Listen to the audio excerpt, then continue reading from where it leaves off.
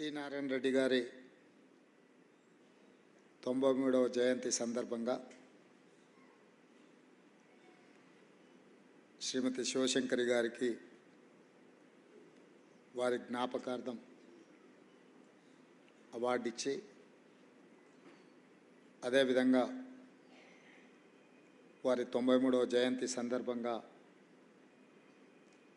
వారి రచన సమన్విత గ్రంథావిష్కరణ కూడా ఈరోజే కార్యక్రమాన్ని ఏర్పాటు చేసి ఈ కార్యక్రమంలో నాతో పాటు ముఖ్య అతిథులుగా మాజీ రాజ్యసభ సభ్యులు మురళీమోహన్ గారిని, శాంతా బయోటెక్ వరప్రసాద్ రెడ్డి గారిని, మిత్రుడు ఆది శ్రీనివాస్ గారిని, వేం నరేందర్ రెడ్డి గారిని పిలిచి సి నారాయణ రెడ్డి గారిని గుర్తు చేసుకుంటూ, సి నారాయణ రెడ్డి గారు అంటే తెలుగు జాతి కవి, గాయకుడు, అధ్యాపకుడు, వైస్ ఛాన్సలర్గా, రాజ్యసభ సభ్యులుగా, అన్నిటికంటే ముఖ్యంగా ఎన్టీ రామారావు గారితో వారికి ఉన్న సన్నిహిత సంబంధాలు, ప్రజా జీవితంలో ఎన్టీ రామారావు గారి ప్రయాణంలో ప్రజల్ని ఉద్దేశించి వారి ప్రసంగాలలో సి నారాయణ రెడ్డి గారు చెరగని ముద్ర వేసింది. వారు తెలంగాణకు పరిమితం కాదు, తెలుగు జాతికే గర్వకారణం సి నారాయణ రెడ్డి గారు. వారికి ఇచ్చిన జ్ఞానపీఠ అవార్డు కావచ్చు, పద్మభూషణ్ కావచ్చు, ఇతర చాలా అవార్డులు, రివార్డులు వారికి ఎన్ని వచ్చినా ప్రజల పట్ల వారి నిబద్ధతను వారు ఎప్పుడూ మర్చిపోలేదు. మారుమూల తెలంగాణ ప్రాంతం నుంచి తెలుగు జాతే గర్వించదగ్గ స్థాయికి వారు కవిగా రాణించారు. వారి యొక్క రచనలు ఎంతోమందికి స్ఫూర్తిదాయకం. ఈరోజు సమాజంలో కళలు, కవిత్వాలు అంతరించిపోతున్న సందర్భంలో, కమర్షియల్ యుగంలో ఇలాంటి కార్యక్రమాలు ఎంతో అవసరం. తప్పకుండా తెలంగాణ రాష్ట్ర ప్రభుత్వం ఇలాంటి కార్యక్రమాలను ప్రోత్సహించడానికి సిద్ధంగా ఉంటుందని చెప్పి నేను సందర్భంగా తెలియజేస్తాను. వారి గురించి నిర్వాహకులు, వారి కుటుంబ సభ్యులు గతంలో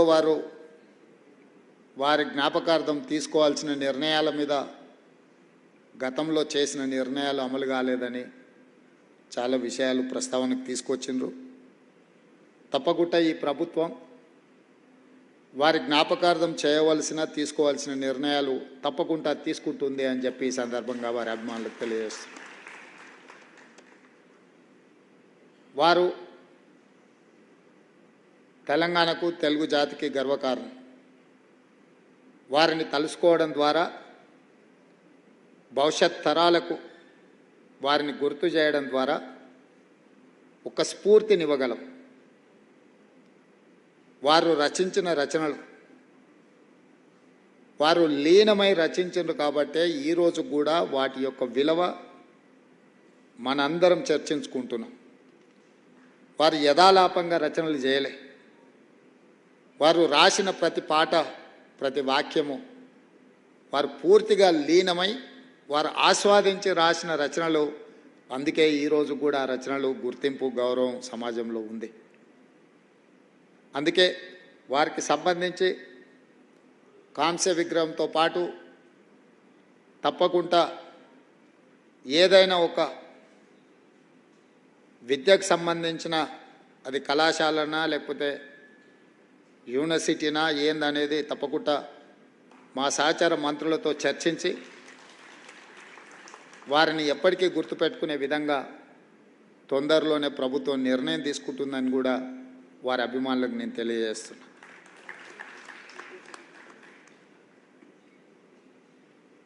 వారి గురించి, వారి రచనల గురించి, వారు చేసిన అంటే వివిధ సందర్భాలలో వారి ప్రసంగాలను కూడా సంక్షిప్తం చేసి ఏదైనా ఒక కావ్య రూపంలో, ఏదైనా గ్రంథ రూపంలో తేవాలనుకుంటే రాష్ట్ర ప్రభుత్వం తప్పకుండా రాష్ట్ర ప్రభుత్వం వైపు నుంచి సంపూర్ణమైన సహకారం ఇస్తామని చెప్పి సందర్భంగా తెలియజేస్తున్నాం. అదేవిధంగా పెద్దలు మురళీమోహన్ గారు ఒక విజ్ఞప్తి చేసింది. నేను వారికి గుర్తు చేయదలుచుకున్న, గతంలో ఇదే వేదిక మీద నుంచి గద్దర్ గారి జయంతి సందర్భంగా తెలంగాణ రాష్ట్ర ప్రభుత్వం తప్పకుండా డిసెంబర్ 9 నాడు గద్దర్ అవార్డులను ఇవ్వడానికి సిద్ధంగా ఉంది. సినీ ప్రముఖులు అందులో ఉన్న ముఖ్యమైన బాధ్యత వహిస్తున్న వాళ్ళు ప్రభుత్వానికి ఏదైనా ప్రతిపాదన తీసుకొని రావాల్సిందిగా ఈ వేదిక మీద నుంచి నేను విజ్ఞప్తి చేసిన. కానీ మరి ఏ కారణం చేతనో సినీ రంగ ప్రముఖులు ఎవరు కూడా ప్రభుత్వాన్ని సంప్రదించలేదు. మరి తెలంగాణ రాష్ట్ర ప్రభుత్వం ఒక అడుగు ముందుకేసి మీరు విజ్ఞప్తి చేయకంటే ముందే నేను ప్రకటన చేసిన, నంది అవార్డులు అంత గొప్పగా తప్పకుండా తెలంగాణ రాష్ట్ర ప్రభుత్వం కార్యక్రమాలను చేపడుతుంది.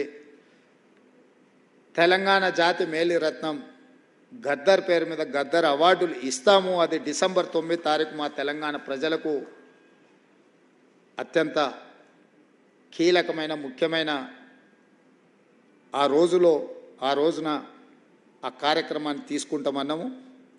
కానీ సినీ ప్రముఖుల నుంచి స్పందన లేదు. ఇప్పటికైనా సినిమా రంగానికి సంబంధించిన ప్రముఖులు ముందుకు వచ్చి ఈ ప్రతిపాదనను, ఈ కార్యాచరణను ముందుకు తీసుకెళ్తే తెలంగాణ రాష్ట్ర ప్రభుత్వానికి ఇంకో రెండో ఆలోచన లేదు. తప్పకుండా ఆ కార్యక్రమాన్ని ముందుకు తీసుకెళ్తామని చెప్పి కూడా నేను వారికి తెలియజేస్తున్నా. ఏది ఏమైనా శివశంకరి గారికి సినారే గారి జ్ఞాపకార్థం ఇచ్చిన అవార్డు కార్యక్రమంలో ఇంత ఆలస్యమైన మీరందరూ భాగస్వాములై వారి కుటుంబ సభ్యులు ఇంత మంచి కార్యక్రమాన్ని ఏర్పాటు చేసి ఈ కార్యక్రమాన్ని విజయవంతం చేసినందుకు నిర్వాహకులకు అందరికీ కూడా మనస్ఫూర్తిగా అభినందనలు తెలియజేస్తూ సెలవు తీసుకుంటున్నాను. ధన్యవాదాలు మిత్రులారా.